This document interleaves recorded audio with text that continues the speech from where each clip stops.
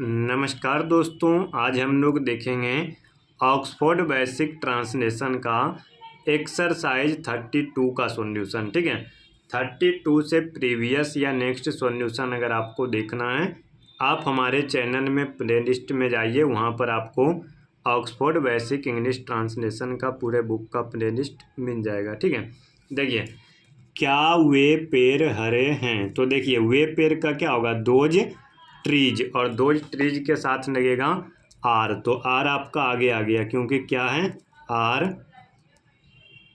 Those trees green question mark. ठीक है, अब देखिए वे पेड़ हरे नहीं हैं, तो ये आपका हो जाएगा those trees are not green. ठीक है, वे पेड़ हरे नहीं हैं, यानी those trees are not green. ठीक है, अब देखिए वे पेड़ हरे हैं, तो ये आपका हो जाएगा दोज ट्रीज आर ग्रीन। ठीक है, अगर आप ध्यान दो ना, तो हर सेंटेंस का 3-3 वाक्य बना हुआ है, तीनों एक दूसरे से जुड़ा हुआ है। क्या वे पेड़ हरे हैं, वे पेड़ हरे नहीं हैं, वे पेड़ हरे हैं, ये तीनों एक दूसरे से जुड़ा हुआ है। इसी प्रकार से जो नेक्स्ट का 3 ट्रांसलेशन आएगा वो तीनों आपस में जुड़ा होगा। देखिए क्या यह टोपी डान है, तो इज इसलिए लगा कि यह टोपी जो है सिंगुलर है, यानी सिर्फ एक है, तो इज दिस कैप रेड। ठीक है, अब देखिए यह टोपी लाल नहीं है, तो this cap is note red. ठीक है, यह टोपी लाल नहीं है, this cap is note red. अब आपका नेक्स्ट क्या है, यह टोपी लाल है, तो दिस कैप इज रेड। ठीक है, तो इस प्रकार से देखिए आपका ये तीनों हो गया। चलिए नेक्स्ट में देखते हैं, क्या ये बल्ब हैं, तो देखिए ये आपका हो जाएगा आर दीज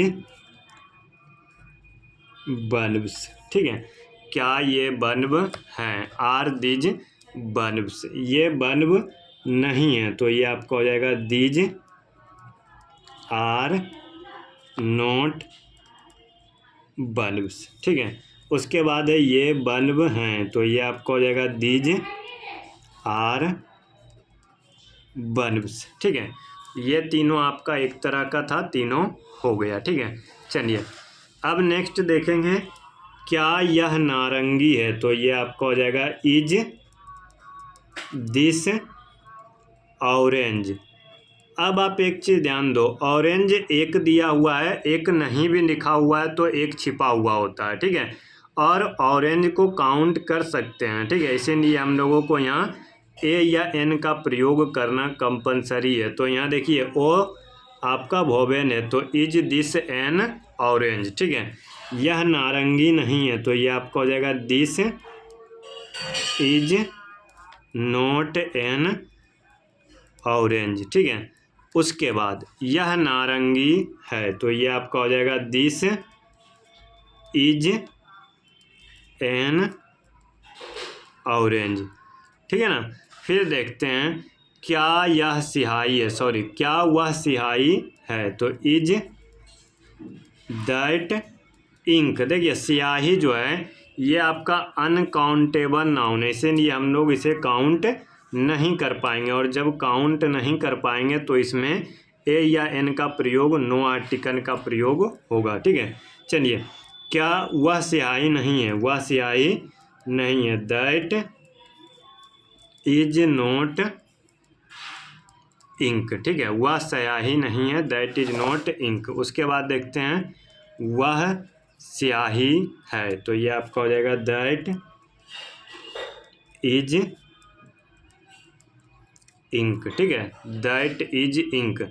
क्या यह मोती है, क्या यह मोती है। तो देखिए यहाँ पे मोती शायद पियर्स वाला भी लिख सकते हैं या नाम वाला भी लिख सकते हैं, ठीक है। तो इज दिस ए पियर्स, ठीक है, इज दिस ए पियर्स। उसके बाद देखते हैं यह मोती नहीं है, this is not a pearls, ठीक है। उसके बाद यह मोती है, तो दिस इज पियर्स। देखिए हम नाम वाला यानी प्रॉपर नाउन वाला मोती भी लिख सकते थे, लेकिन हमने देखा इस पूरे वाक्य में, इस पूरे एक्सरसाइज में कहीं भी प्रॉपर नाउन का प्रयोग नहीं है, तो इसीलिए हमने ए पियर्स कर दिया। देखिए मोती दो तरीके का होता है, एक नाम वाला मोती तो MOTI लिखेंगे, ठीक है, यहाँ पर ए का प्रयोग नहीं करेंगे। और एक मोती होता है आभूषण वाला जो कि पियर्स होता है, तो यहाँ पर हमको ए का प्रयोग करना है। तो इस प्रकार से आपका एक्सरसाइज 32 कंप्लीट हो चुका है। नेक्स्ट वीडियो में हम मिलेंगे एक्सरसाइज 33 के साथ। अभी के लिए बस इतना ही।